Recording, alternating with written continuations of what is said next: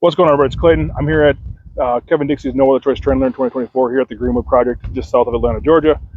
I am here with the one and only Michael Martin. This guy is wealth of knowledge. I mean, seriously, man, I've followed your work, obviously, your work in medical stuff. Been on the range with you several times. But I want to have a conversation with you about why do you think medical training is important? Sure. So as gun guys, guns are top in our mind. We think about being great at the range. We think about getting out that gun out of the holster, running through all kinds of different drills. Yep. But one of the things we don't always think about is the aftermath of a violent encounter. So people can play different scenarios through their head about what they might do in a different situation, whether there's one attacker, two attackers, whether they're alone or with family members. But most people, when they think about the end, they usually think about the legal aftermath. And especially being USCCA members, we all think about what to do in the aftermath of phone calls to make, including to our lawyer, including to the USCCA. But the one thing nobody ever talks about is what happens if my wife has been shot, or my kid has been shot, or I've been shot. So one of the things that we really have pushed now with the USCCA is emergency first aid fundamentals. In the class we taught yesterday that's called Save a Life, Control the Bleed, is how to save that life if somebody's been injured. Medical is so important because the aftermath doesn't end when the bad guy is down or the bad guys run away. We want to protect ourselves, just like the USCCA's mission, which is to save lives. We want to save our family members' lives or a bystander's lives if the worst happens, and we successfully end that encounter, but one of our loved ones has been hit.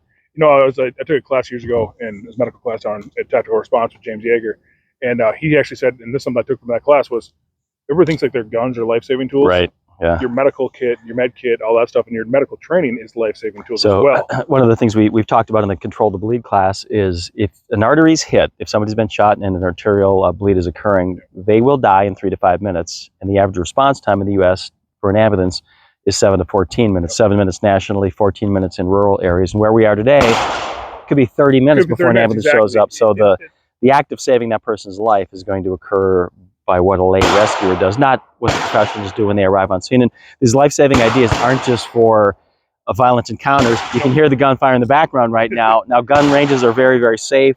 Accidents almost never happen, but when they do, we've got to be able to figure out the treatment on scene immediately. Me personally, I tell this when I teach medical, I bring this up.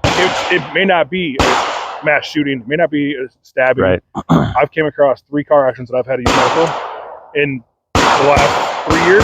It could be a warehouse incident, all these things. Right. If you remember one of the other statistics I gave you yesterday, trauma is the leading cause of death in the United States for ages 1 to 42, which surprises a lot of people because they think, well, isn't cancer and heart disease the most common reason people die? And that's true for old people, but from age 1 to age 42, trauma is the leading cause of death. Motor vehicle accidents, industrial accidents, explosions, shootings, stabbings, accidents.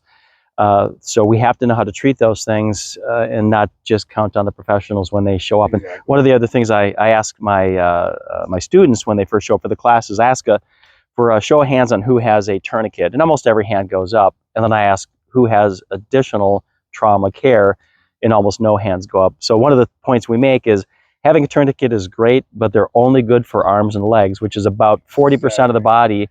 And if a bad guy is targeting you, he's not going to be shooting at your leg or your arm. He's going to be shooting center of mass, just like we're taught to teach center mass.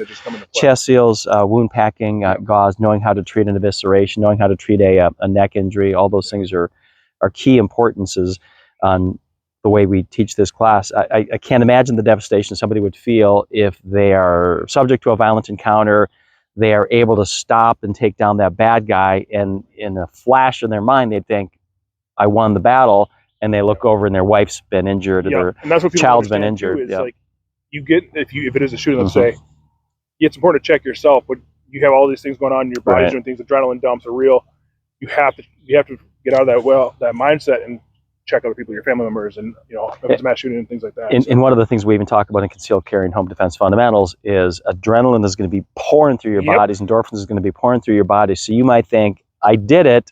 And all of a sudden you feel something trickling down your chest and you've been shot in the chest, or your child might be lying on the ground and you can't find the injury. So we have to talk about things like getting a person trauma naked. I really like the one thing that you do with this new program is working and having people understand how to work as a team, a team leader. Yep. That was very, And I've loved that aspect of it. I've taken that part of it, the class I teach with that, and then I added a little bit to it. I know how I'm not gonna give away a secret sauce, obviously, but how you identify injuries. Yeah, so one of the things that we do is we'll compare this to a well-known national course called Stop the Bleed. When I first took that course, I was really excited. I thought I'd learned some new things, and I was disappointed. The class was sitting down in a classroom watching some PowerPoint. At one point, we stood up, put a tourniquet on each other, sat down, watched a few more PowerPoint slides, stood up, put a compression bandage on each other. That's not real life. So as a paramedic, I know scenes are chaotic. Injuries are not easily identifiable. You can't easily identify which injury is going to kill that person first and which injury can wait until you learn the process of locating the injuries, evaluating and prioritizing the injuries, and then treating the injuries with the appropriate intervention. So that's the way we run this course. It's heavily scenario-based. We spend some time on skills, for example, learning how to apply a tourniquet correctly. And I'll give you one little tip here. When you apply that initial application of a tourniquet, it needs to be tight enough so you can't fit even a finger. Yep. If you sure, let's grab it. So tourniquet failures occur only when the initial application isn't tight enough. So we'll why don't you grab that SAM? Or perfect. We'll show this one. There you go.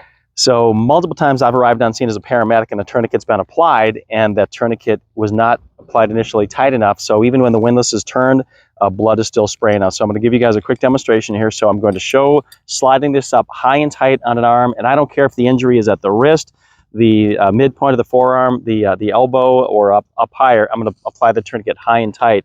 And that initial application, I'm going to even rotate you here a little bit. So I'm right-handed, so I'm going to grab the windlass with my left hand, and with my right hand, wrap my hand around it to pull it as tight as possible. So that initial application has to be tight enough so I can't even fit the finger under here, because when I turn this windlass, at best I'm going to get 3 to 4 turns out of it, and at most I'm going to get a reduction of about 1/2 of an inch in circumference. So on a big guy like Clayton, unless I have this initial application extremely tight, turning that windlass isn't going to stop the bleeding. So that's what I found a number of times on scene, is that tourniquet's applied, the windlass has been turned, and blood is still spraying out. So that initial application has to be tight enough, and the measurement is I should barely be able to fit a finger under there. If I can fit 2 or 3 fingers, it's not tight enough at all. Yep.